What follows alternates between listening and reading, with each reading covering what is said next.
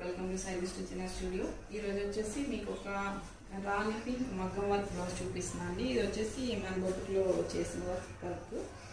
దీనికి వచ్చేసి మీది హాఫ్ పట్టు క్లాత్ జాస్మిన్ పట్టు అండి. దీనిపైన మనం కొన్ని కలర్స్ యూస్ చేసి ఆల్మోస్ట్ అన్ని బ్లౌజ్ అన్ని సారీస్కి సరిపోయేటట్లు మ్యాచింగ్ యూస్ చేసి వర్క్ చేయించామన్నమాట.